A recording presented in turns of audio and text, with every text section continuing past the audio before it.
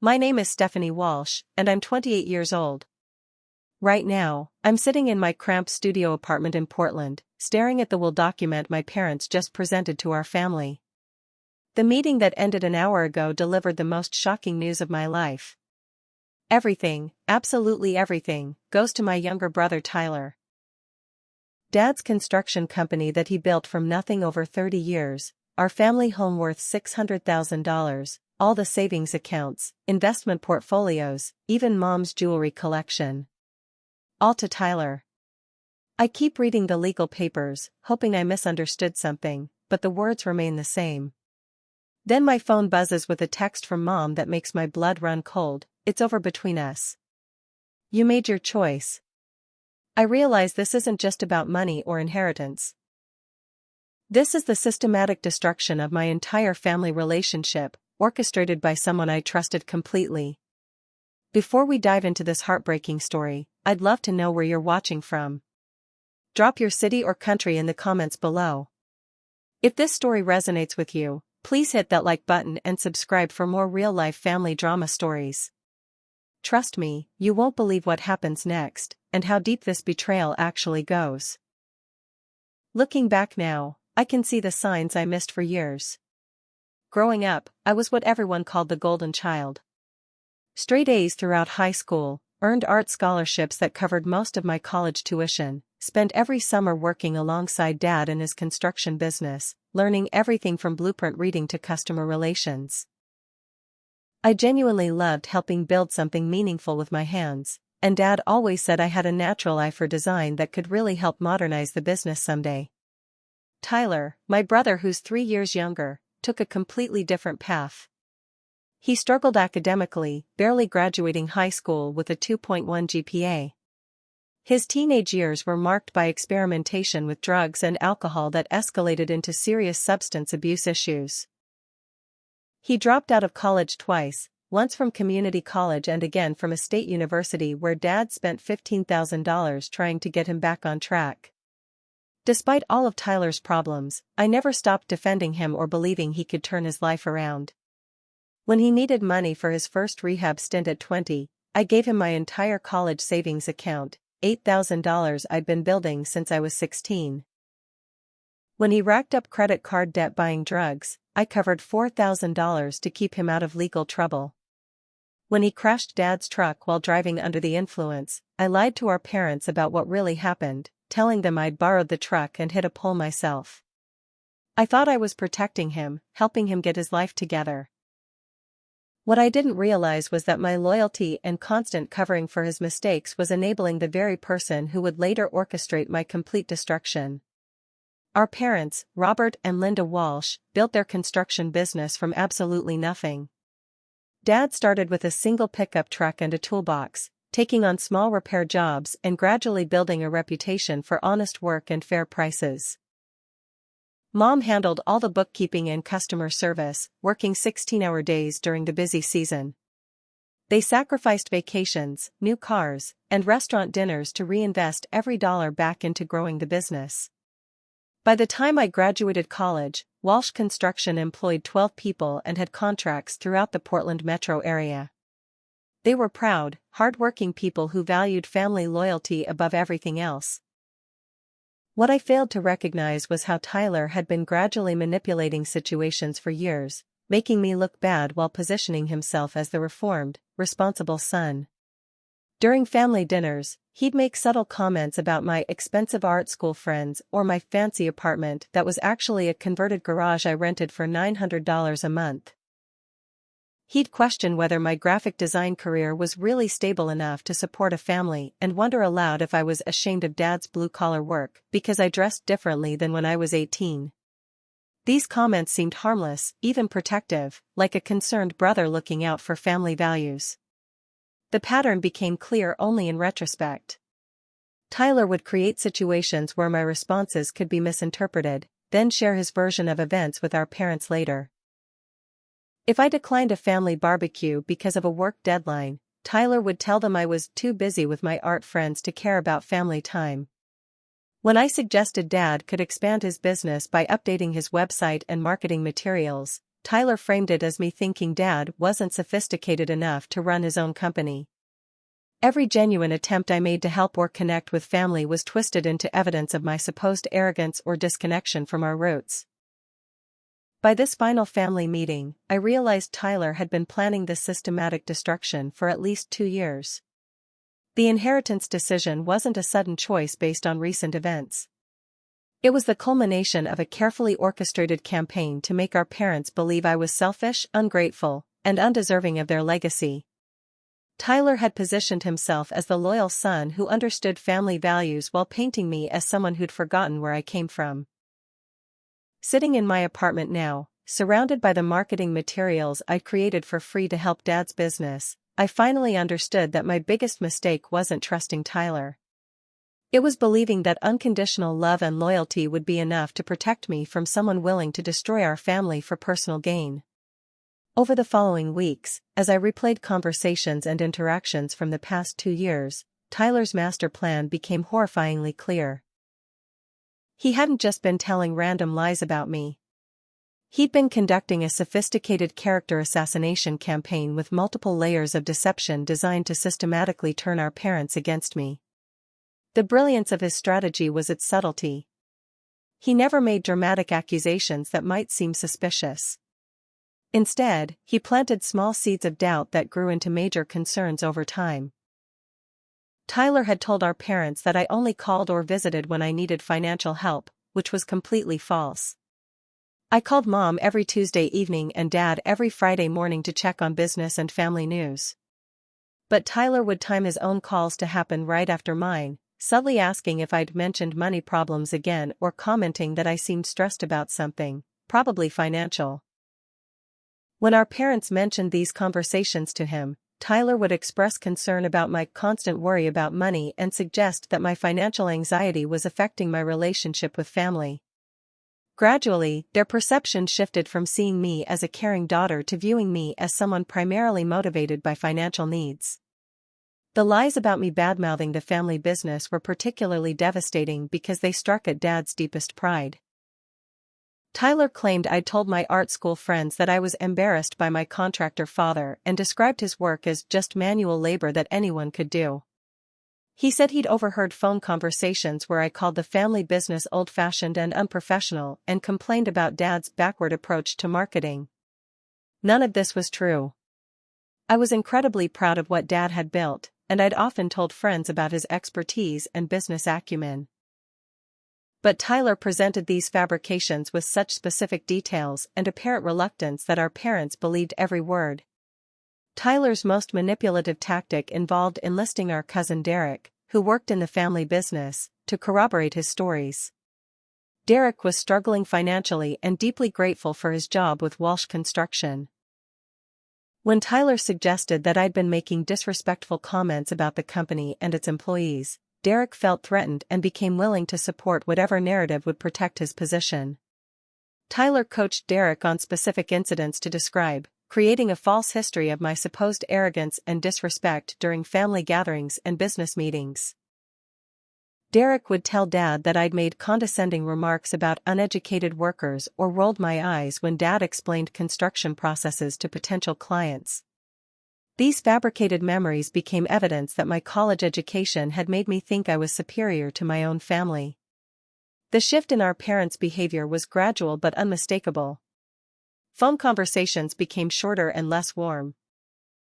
Invitations to family events came with less enthusiasm, and my presence seemed to create tension rather than joy. When I offered to create new marketing materials for the business, using my professional graphic design skills to help Dad attract higher-end clients, the response was cool and dismissive. Dad said they were doing fine with the old approaches and didn't need fancy advertising tricks. Mom started making subtle comments about my lifestyle choices, questioning whether I was happy living alone and wondering when I'd settle down and start a real family like Tyler. Everything came to a head when I finally confronted Tyler directly about the distance I was feeling from our parents. We met at a coffee shop near his apartment, and I asked him straight out if he'd been saying things about me that might have hurt my relationship with Mom and Dad. Tyler's response was a masterpiece of manipulation. He appeared hurt and defensive, claiming he'd only expressed concern about my obvious unhappiness and my tendency to criticize family decisions. He said he'd never meant to cause problems, but he couldn't stand by and watch me damage the family with negative attitudes. When I became frustrated and raised my voice, asking for specific examples of my supposed negativity, Tyler calmly took out his phone and started recording. Later, he would use my emotional response as evidence that I'd become aggressive and unstable, showing our parents a video of me yelling at him without any context about what had triggered my reaction. The recording became another piece of Tyler's evidence that I'd changed for the worse. He showed our parents the video of me appearing angry and confrontational, explaining that he'd simply asked about my relationship struggles and I'd exploded with rage. He suggested that my career stress and financial problems were making me unstable and potentially dangerous to family harmony. Mom watched the video with tears in her eyes, asking Dad if they'd somehow failed me as parents. Tyler comforted them, saying he was worried about my mental health and thought I might need professional help to deal with my anger issues and resentment toward family success. By the time I realized what had been happening, the damage was already done. Tyler had spent 2 years methodically destroying my reputation within our family, using a combination of outright lies, manufactured evidence, and manipulation of family loyalty. Our parents genuinely believed that I'd become someone they didn't recognize, someone who was ashamed of them and resentful of Tyler's supposed reformation and success. They thought they were protecting their family from a toxic influence, never realizing that the real toxicity was coming from the son they were trying so desperately to help and believe in. The formal will reading took place on a Tuesday morning in downtown Portland at the law office of Henderson and Associates, the firm that had handled Dad's business legal needs for over 15 years.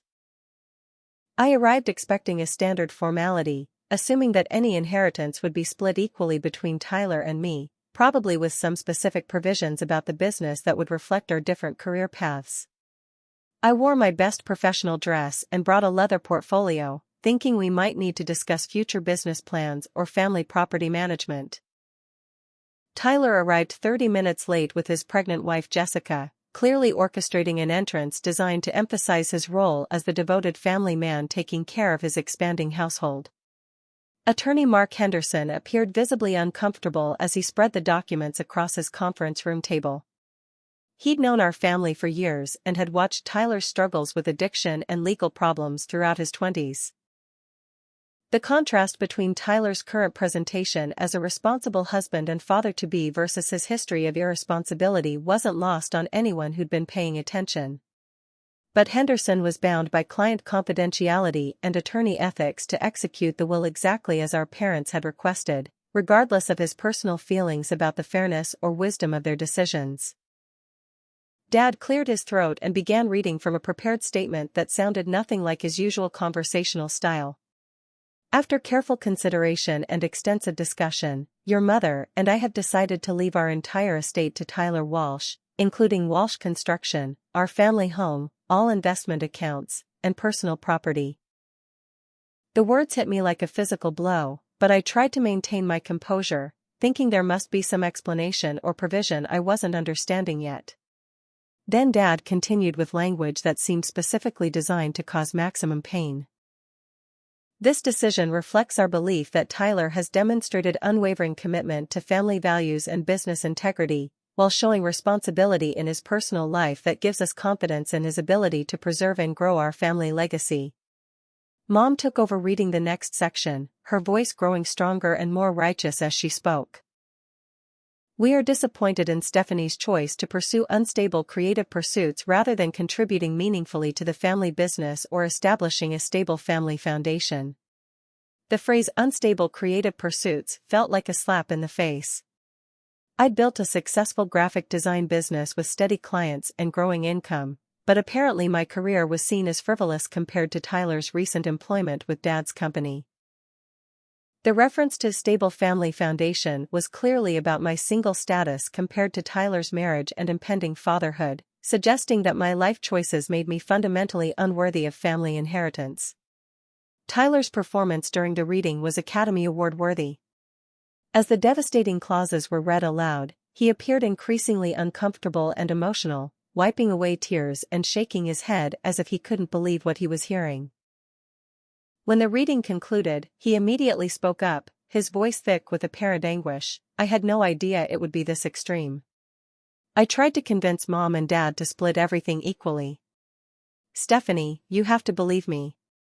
I never wanted it to happen this way. His tearful protestation felt genuine enough that even I momentarily wondered if he was as surprised by the severity of the decision as I was.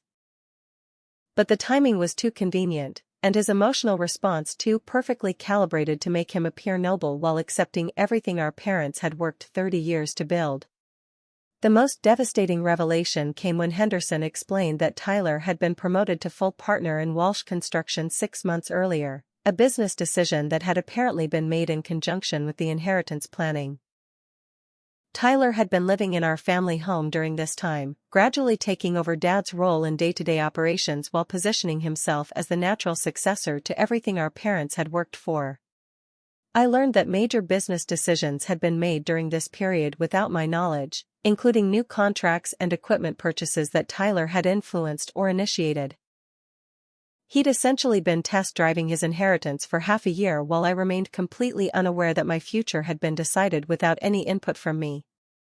Henderson handed me a sealed envelope from our parents that contained what they called their final thoughts on our relationship. Inside was a handwritten letter from Mom expressing their deep disappointment in my selfish lifestyle choices and their hope that I would learn from Tyler's example of family commitment and personal growth. The letter included specific accusations that Tyler had obviously fed them. That I'd made disrespectful comments about their intelligence and education, that I'd expressed shame about our family's blue-collar background, and that I'd shown interest in the family assets only when I needed financial support for my business. Every accusation was false, but they were presented with such specific detail and apparent sadness that our parents clearly believed every word. The meeting concluded with Tyler's masterful final manipulation. He pulled me aside privately while our parents gathered their documents, and with apparent sincerity offered to give me a loan to help with any financial difficulties I might be experiencing. I know this is hard, Steph, he said, using my childhood nickname in a way that felt both familiar and completely wrong. But maybe this is a chance for you to really focus on your art without worrying about family business obligations. I could help you get started with a small loan, maybe 10 or 15,000 to expand your design business. His offer was perfectly calculated to make him appear generous while reinforcing the narrative that I was financially struggling and needed family charity to survive.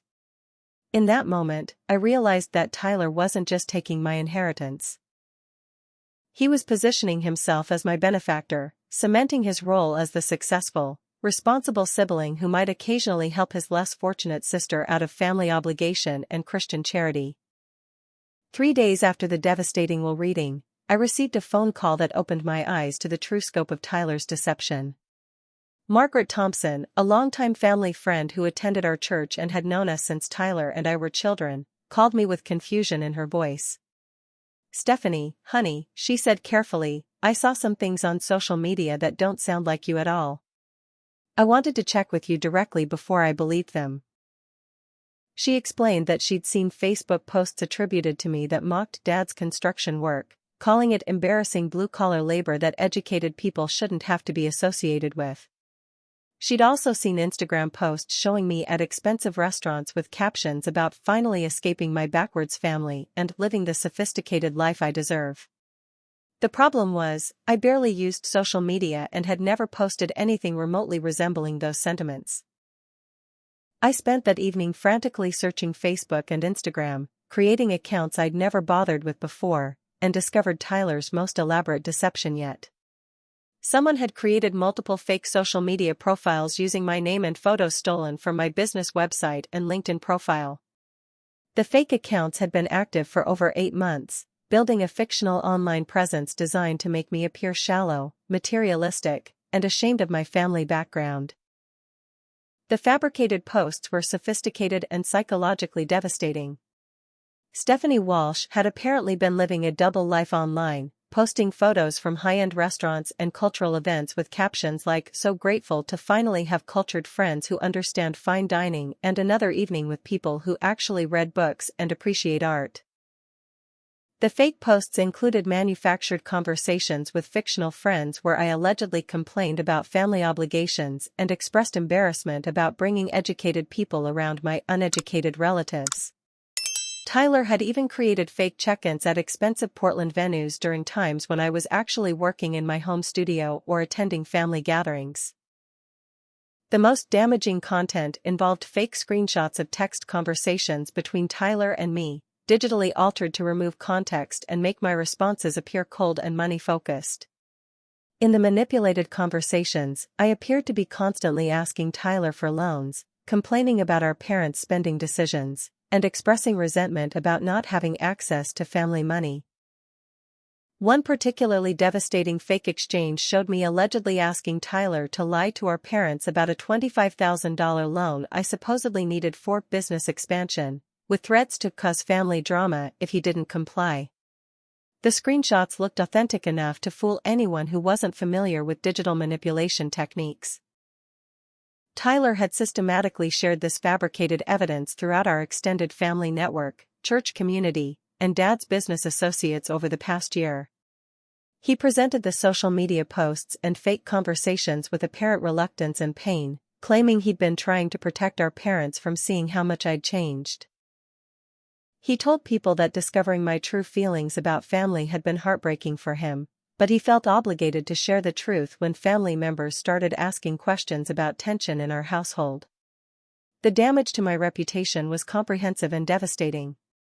At our cousin Rachel's birthday party the following weekend, I walked into a room full of relatives who had seen Tyler's fabricated evidence and believed every word of it. Uncle Frank, who had always been my favorite relative and had taught me to drive when I was 15, barely acknowledged my presence. Aunt Dolores, who used to send me care packages during college, treated me with visible disgust and made pointed comments about young people who think education makes them better than their families. Cousin Jennifer, who had been my closest friend growing up, refused to make eye contact and spent the entire evening positioned on the opposite side of every room I entered. The birthday party became a nightmare of whispered conversations and judgmental stares, orchestrated perfectly by Tyler, who played the role of peacemaking brother trying to bring the family together despite recent difficulties. He made a toast to family loyalty and sticking together through challenging times, looking directly at me with apparent sadness while everyone else nodded knowingly. Several relatives approached Tyler throughout the evening to express sympathy for what he was dealing with regarding his sister's attitude problems. Tyler accepted their support with humble grace, occasionally mentioning how much our parents were suffering because of the family tension. The fake evidence had spread beyond our immediate family into Dad's business network and our church community. Several of Dad's longtime clients had apparently seen the social media posts and expressed concern about his daughter's disrespectful attitude toward honest work. Pastor Williams from our family church had even reached out to Dad privately to offer counseling services for families dealing with adult children who lose their way. The fabricated online presence Tyler had created for me had damaged not just my relationship with family, but Dad's professional reputation and our family's standing in the community where they'd built their lives and business.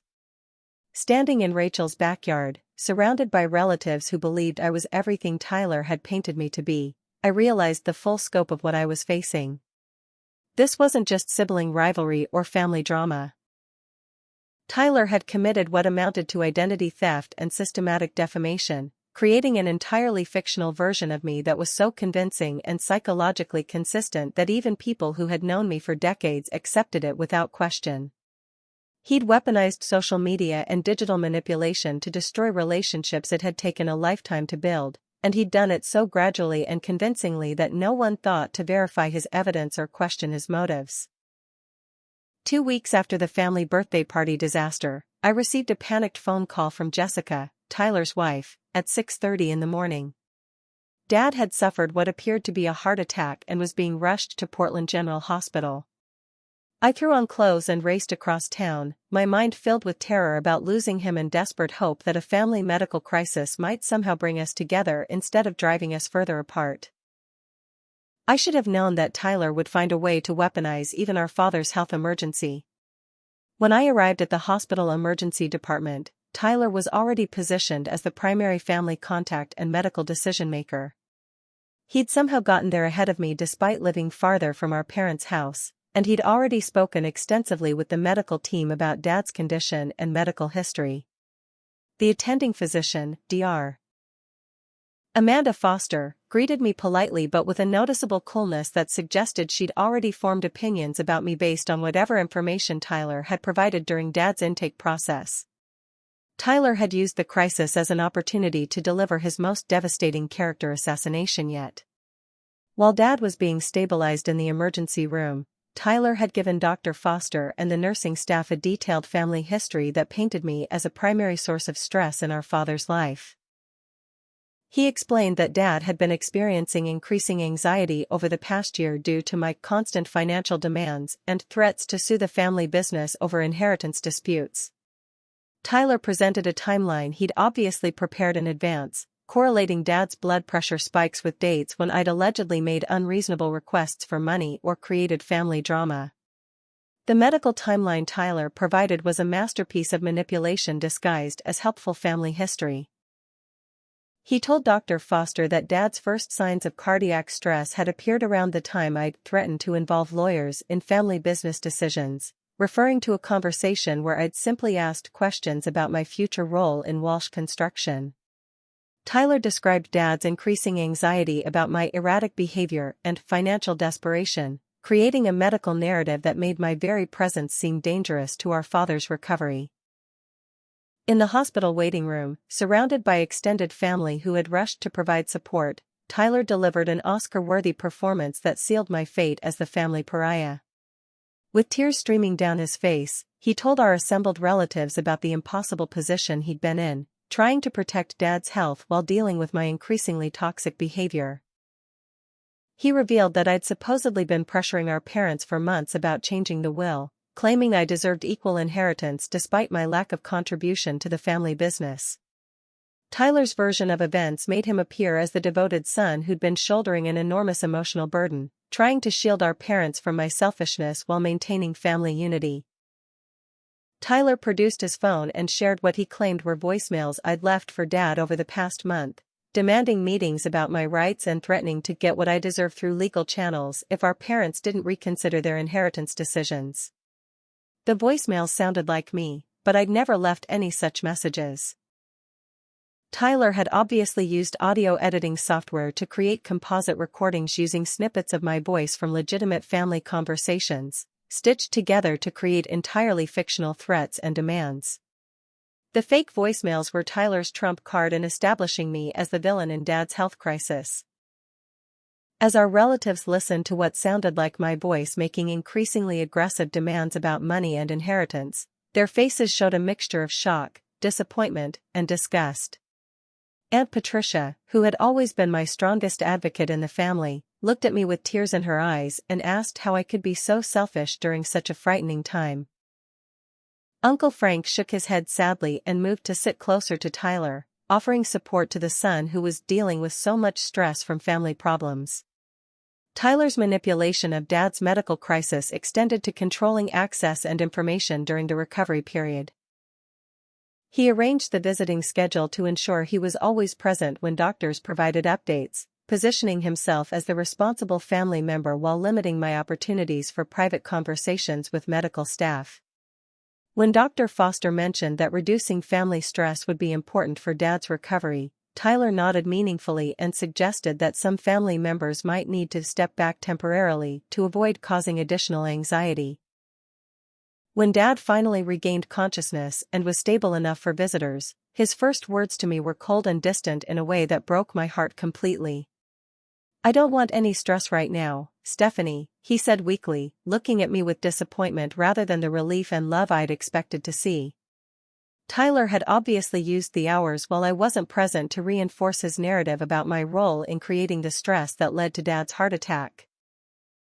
Even lying in a hospital bed, recovering from a cardiac event, our father had been convinced that my presence was a threat to his health and recovery.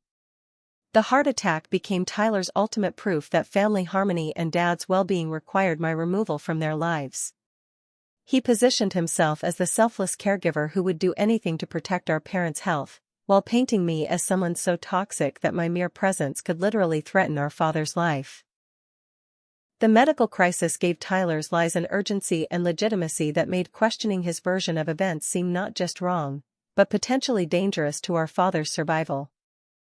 While I was reeling from Dad's health crisis and my growing isolation from family, Tyler escalated his campaign by targeting the one area of my life that remained stable, my graphic design business.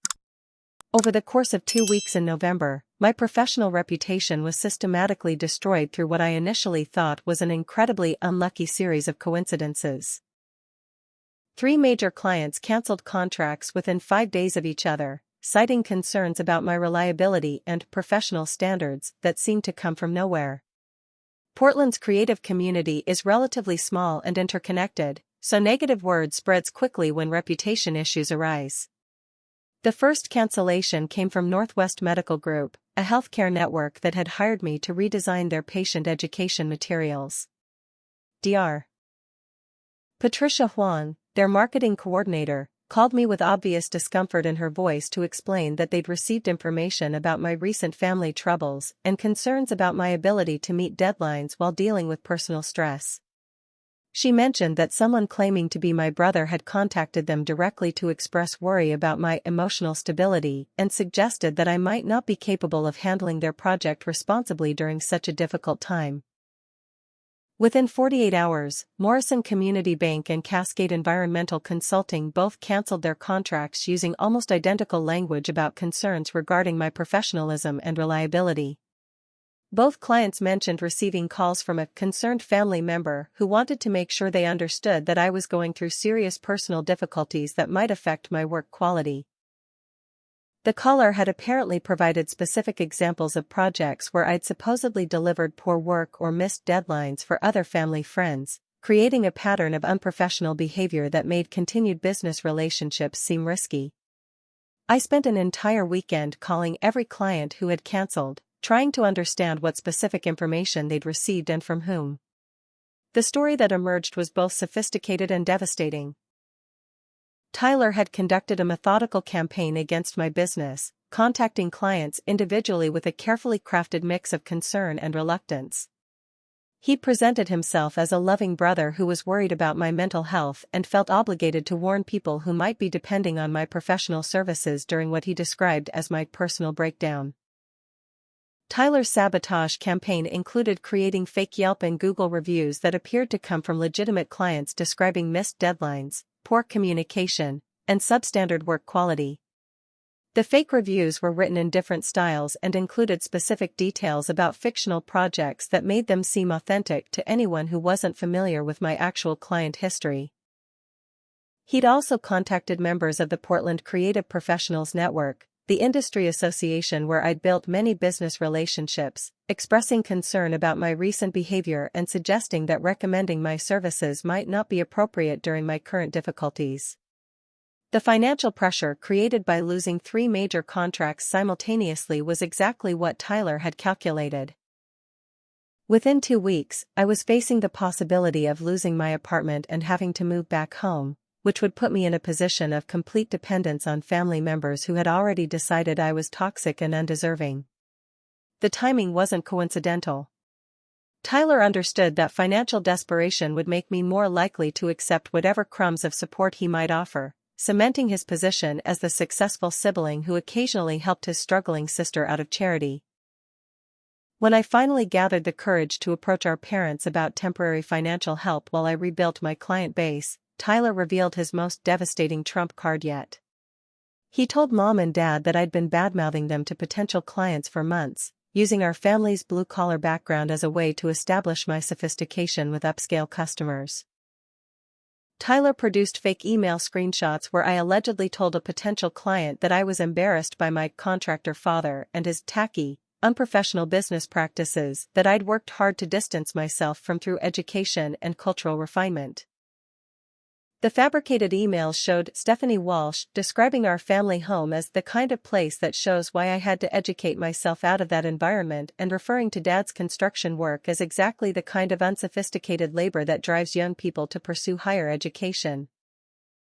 Tyler had created an entire fictional correspondence where I supposedly used my family's working-class background as a selling point with wealthy clients, positioning myself as someone who understood both worlds but had chosen to reject my origins in favor of a more refined lifestyle. Mom confronted me about the fake emails with tears streaming down her face, asking how I could possibly be so ashamed of the family that had sacrificed everything for my education and opportunities. The pain in her voice was genuine and heartbreaking, making Tyler's lies seem even more credible because of the real emotional damage they were causing. She couldn't understand how her daughter could talk about her father's life's work with such contempt, especially when Dad had always been so proud of my artistic talents and had hoped I might eventually help modernize the business with my design skills. Tyler's business sabotage campaign included enlisting Derek, our cousin who worked for Walsh Construction, to provide additional testimony about my supposed disrespect during business meetings. Derek, who was financially dependent on his job with Dad's company and terrified of losing Tyler's favor, stepped forward with detailed stories about my alleged condescending behavior toward construction workers and dismissive attitude about the skills required for building trades. He described fictional incidents where I'd supposedly made comments about uneducated laborers and rolled my eyes when Dad tried to explain construction processes to potential clients. The destruction of my business reputation was the final piece in Tyler's strategy to make me completely dependent on family charity while simultaneously proving that I was ungrateful and undeserving of any support. By the time he finished his campaign, I had lost my income, my professional reputation, and any remaining credibility with our parents. The family construction business that I'd once hoped to contribute to with marketing and design expertise was completely closed to me, with Tyler installing new security codes and having me removed from all company communications and planning meetings. The final chapter of Tyler's systematic destruction began with what should have been a joyful family announcement. In early December, Tyler and Jessica revealed their wedding plans during a Sunday family dinner that I attended reluctantly, knowing I'd face another evening of cold shoulders and disappointed looks. The wedding would be held on Christmas Eve at Riverside Community Church, where our family had attended services for over 20 years. The date choice seemed romantic and spiritual until I realized it was also my birthday, ensuring that Tyler's special day would permanently overshadow what had always been my own annual celebration. Tyler's announcement was accompanied by detailed plans that revealed months of preparation involving our entire extended family except me. Mom had already been helping Jessica choose flowers and plan the reception menu. Dad had committed to paying for the wedding as his gift to the young couple, a gesture of support that would cost approximately $15,000. Cousins had been assigned roles as groomsmen and bridesmaids, and aunts were coordinating food preparation for the post-ceremony celebration. I listened to the enthusiastic planning discussions with growing realization that my role in this major family event was precisely nothing. When I asked Jessica privately if she needed help with any wedding preparations, she looked genuinely confused and slightly uncomfortable. She explained that Tyler had told her I was too busy with my career difficulties to be involved in wedding planning, and that I'd expressed disapproval of their relationship timing since they'd only been dating for 18 months. Tyler had apparently convinced everyone that I thought Jessica was too young and inexperienced for marriage and that I'd questioned whether Tyler was really ready for such a serious commitment given his past struggles with addiction and responsibility. My offer to create wedding invitations as a gift revealed another layer of Tyler's manipulation. Jessica thanked me for the thought but explained they'd already hired someone else for all their graphic design needs. When I asked who they'd chosen, she mentioned Aurora Creative Services, a competing design firm in Portland that I knew had significantly higher rates than what I would have charged family. Tyler had deliberately hired my competition rather than accept free professional services from his sister, spending Dad's money unnecessarily to avoid giving me any role in their wedding preparations. The systematic exclusion from wedding planning was painful, but the ultimate betrayal came 3 weeks before the ceremony when Mom called me with news that shattered what remained of my relationship with our family. "Stephanie," she said with a coldness I'd never heard in her voice before, "Tyler told us you've decided not to attend the wedding. I'm disappointed but not surprised, given your attitude about family celebrations recently." I was speechless, trying to understand what she meant since I'd never said anything about not attending Tyler's wedding. I hadn't been particularly enthusiastic about the plans, but I'd never indicated I wouldn't be there. Mom continued with increasing anger and hurt in her voice, explaining that Tyler had shown them text messages where I'd allegedly told him I couldn't support his marriage to Jessica because I thought she was trashy and not good enough for someone with a college education. The fake texts included cruel comments about Jessica's family background and my supposed concern that their relationship would drag the family image down even further. According to Tyler's fabricated evidence, I'd threatened to cause drama at the ceremony if I was forced to attend, suggesting that my presence would be disruptive to what should be a sacred and joyful occasion. The fake text messages Tyler had created were the cruelest manipulation yet because they targeted not just me, but Jessica, who had done nothing wrong except fall in love with a master manipulator. The fabricated conversations showed Stephanie making vicious personal attacks on Jessica's appearance, intelligence, and family background, suggesting she was only marrying Tyler for financial security and access to our family's construction business. Tyler had even created fake texts where I allegedly called Jessica pregnant white trash who was trying to trap Tyler with a baby he probably didn't even want. The wedding text fabrications included the most devastating lie Tyler had told yet. Fake messages where I supposedly criticized Dad's heart attack as probably fake and suggested he was milking the medical drama for sympathy and attention. According to Tyler's manufactured evidence, I'd told him our parents were pathetic for falling for such obvious manipulation and that Dad's health problems were convenient timing for getting family support for Tyler's wedding expenses. The fake texts made me appear not just selfish and cruel, but genuinely sociopathic in my willingness to dismiss our father's serious medical emergency. Christmas Eve arrived with Portland covered in fresh snow that should have made everything feel magical and hopeful. Instead, I spent my 29th birthday alone in my studio apartment, eating leftover Chinese takeout while watching Facebook photos of the family celebration I'd been systematically excluded from. The wedding photos showed Tyler and Jessica surrounded by everyone I'd grown up loving, all of them believing I'd chosen not to be there because of my supposed contempt for family values and my cruel judgment of Jessica's worthiness to join our family. Tyler's wedding reception speech, which someone had live-streamed on Facebook, was his final public triumph over my reputation. Standing before our assembled family and community, he spoke emotionally about the importance of surrounding yourself with people who truly support your happiness and the painful reality that sometimes family members reveal their true character through their absence. He thanked everyone who had stood by them during difficult family circumstances and expressed hope that those who have chosen distance might someday find their way back to the values that make family relationships possible. The wedding photos and social media coverage became a permanent record of my exclusion from one of the most important days in my family's recent history. Every image showed relatives I loved celebrating together while I remained completely absent, seemingly by my own choice.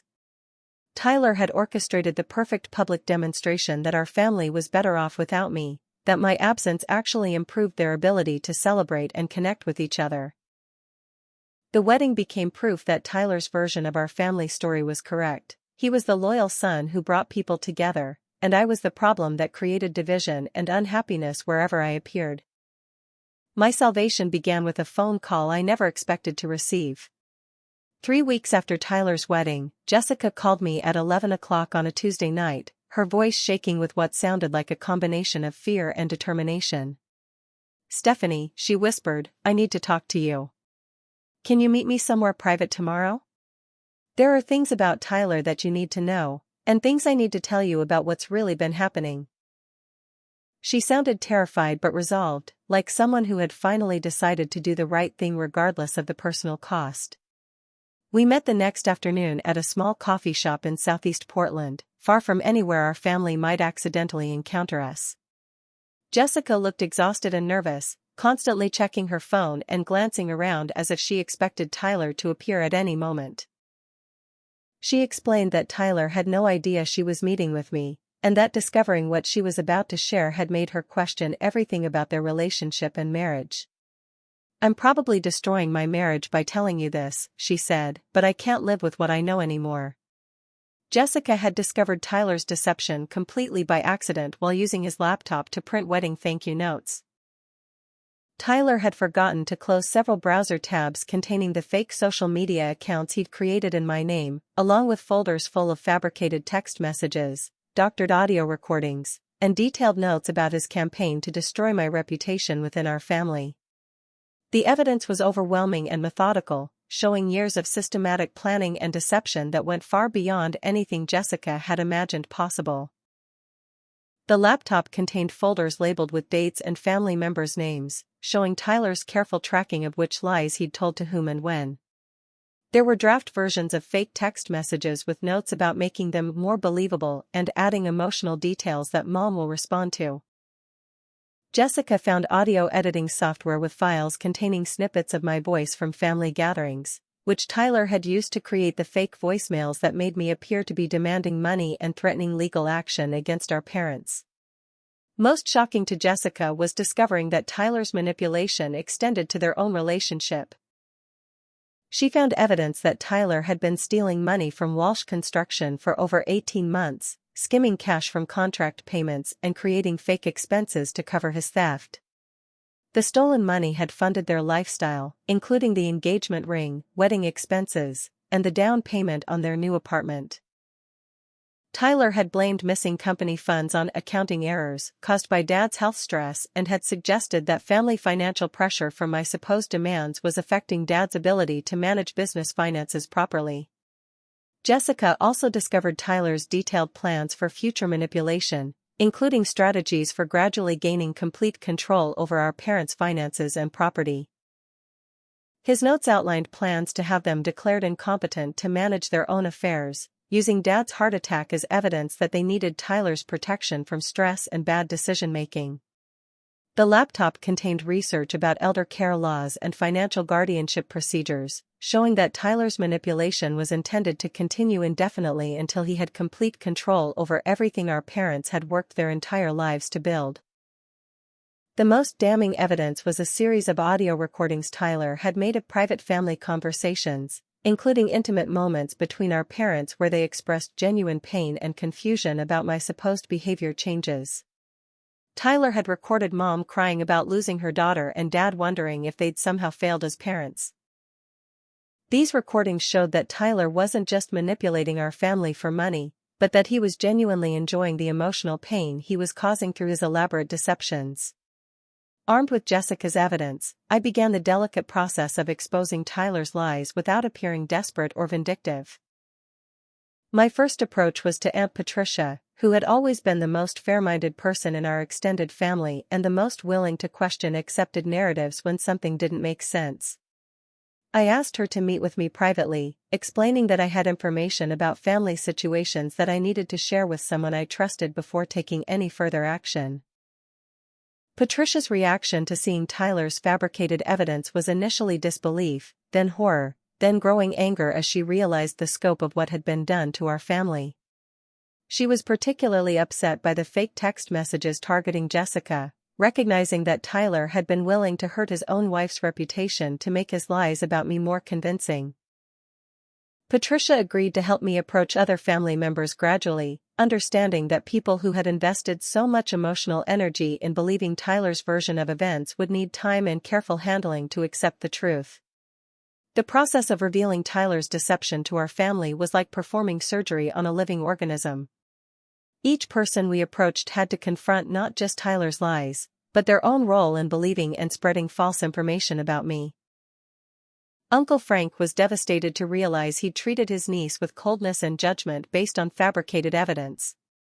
Cousin Derek broke down completely when he understood that his false testimony about my behavior had been motivated by financial fear rather than truth, and that Tyler had manipulated his job security to make him complicit in destroying my reputation. Jessica's decision to expose Tyler's crimes was the most courageous act in this entire nightmare, because she knew it would end her marriage and potentially leave her raising a baby alone. But she couldn't live with the knowledge that she'd benefited from stolen money while watching Tyler systematically destroy an innocent person's life and relationships. Her testimony provided not just evidence of Tyler's deception, but insight into his psychology and methods that made it impossible for anyone to continue believing his lies. As the truth spread through our family network, people began to remember inconsistencies in Tyler's stories that they'd ignored or rationalized when they wanted to believe him. Relatives started questioning why they'd never asked to see original evidence instead of accepting Tyler's summaries and interpretations. The fake social media accounts were reported and removed, but not before we'd documented everything for potential legal action. The systematic nature of Tyler's deception became undeniable as more evidence emerged and more family members admitted they'd had doubts but hadn't wanted to cause family drama by questioning Tyler's version of events. The final confrontation with Tyler took place on a cold Saturday morning in January at the Walsh construction office, in the conference room where Dad had held business meetings for over 20 years. The meeting had been arranged under the pretense of discussing quarterly business planning, but Tyler arrived to find me seated at the table alongside Jessica, our parents, Uncle Frank, Aunt Patricia, and attorney Mark Henderson, who had brought boxes of evidence documenting Tyler's systematic fraud and manipulation campaign. Tyler's initial reaction was his typical performance of confusion and hurt innocence, asking why he wasn't told this would be a family intervention and expressing concern that the stress might affect Dad's recovery from his heart attack. But Henderson immediately began presenting evidence methodically. Screenshots of Tyler's fake social media accounts, audio analysis proving the voicemails were fabricated, and financial records showing 18 months of theft from Walsh Construction totaling $47,000. Tyler's facade began cracking as the overwhelming proof made denial impossible. Jessica's testimony was particularly devastating because Tyler couldn't claim she was biased against him or motivated by jealousy. She presented printouts from Tyler's laptop showing his detailed planning documents, his tracking systems for managing different lies told to different family members, and his future plans for gaining complete financial control over our parents through legal guardianship claims. Jessica's voice remained steady as she described finding evidence that Tyler had been recording private family conversations and researching ways to have our parents declared incompetent to manage their own finances. When confronted with indisputable proof of his crimes, Tyler's response revealed the depth of psychological manipulation he'd been employing for years. He first tried to minimize his actions, claiming he'd only been protecting the family from Stephanie's negative influence and that his methods were justified by his genuine concern for family stability. When that approach failed, he attempted to shift blame onto our parents for favoring him over me, suggesting that their preference for him had forced him to create evidence supporting their existing beliefs about my character. Tyler's final defense was a complete psychological breakdown that exposed the years of jealousy and resentment that had motivated his elaborate revenge campaign. Through tears and rage, he admitted that he'd always hated being the screw-up while I was the perfect daughter who got praise for achievements that came easily to me. He confessed that watching me succeed academically and professionally while he struggled with addiction and failure had created a need to prove that I wasn't actually better than him, that I was just as flawed and capable of losing everything as he was. The financial theft alone was sufficient grounds for criminal prosecution, but Tyler's confession revealed additional crimes including identity theft, defamation, and fraud that could have resulted in years of prison time. Our parents, devastated by the scope of Tyler's betrayal, agreed not to press charges only if Tyler made complete financial restitution and removed himself from our family permanently. The construction business partnership was immediately dissolved, and Tyler was given 30 days to repay every stolen dollar plus interest, money he would have to borrow against his portion of the inheritance he was losing. The inheritance situation was immediately corrected through new legal documents that split everything equally between Tyler and me, but the emotional damage to our family relationships would take much longer to heal. Mom and Dad were destroyed by guilt, realizing that their own prejudices about my career choices and lifestyle had made them susceptible to Tyler's lies about my character and motivations. They struggled with the knowledge that they'd chosen to believe the worst about their daughter while enabling and rewarding the son who was systematically stealing from them and destroying family relationships for personal gain. The reconciliation process required months of family therapy and brutally honest conversations about dynamics that had existed long before Tyler's manipulation campaign began. Dad had to acknowledge that his disappointment in my choice to pursue art instead of construction had made him want to believe I was somehow flawed or ungrateful. Mom had to confront her traditional expectations about marriage and family that had led her to view my independence as selfish rather than admirable.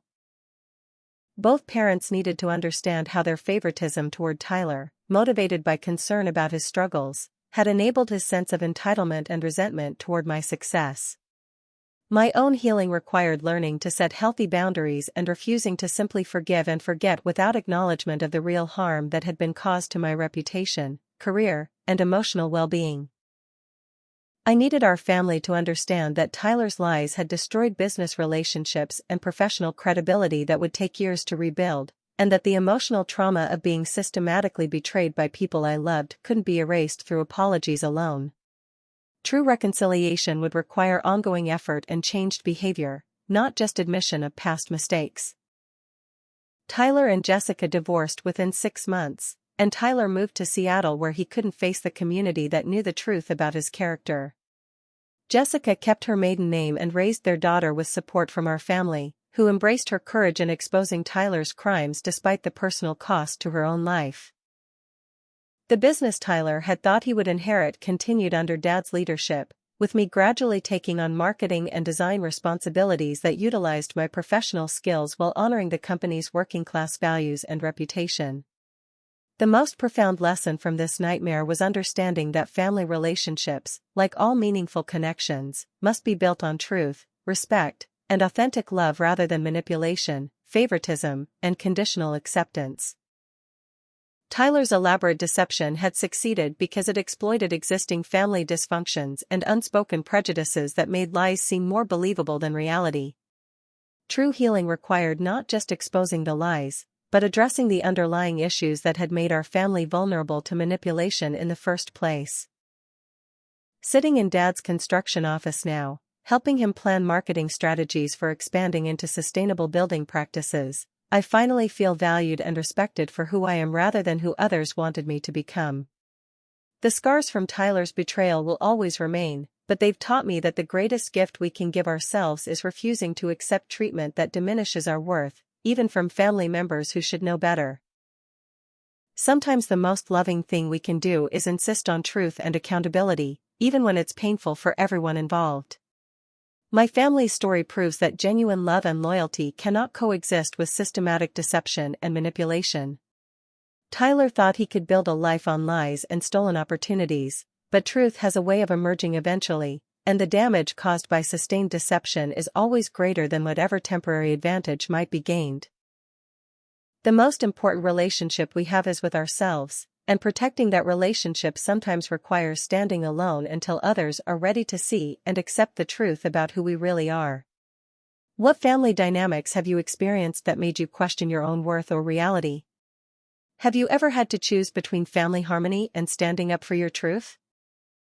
Share your thoughts in the comments below, and please hit that like button if this story resonated with your own experiences. Don't forget to subscribe for more real-life stories about family betrayal, manipulation, and the courage it takes to rebuild relationships based on honesty and respect. If you found this story helpful, please share it with someone who might need to hear that they're not alone in dealing with toxic family situations. Thank you for listening to my story, and remember that your truth and your worth are never negotiable, no matter who tries to convince you otherwise. May you always find the strength to stand up for yourself and the wisdom to know when relationships are worth fighting for and when they need to be rebuilt from the ground up.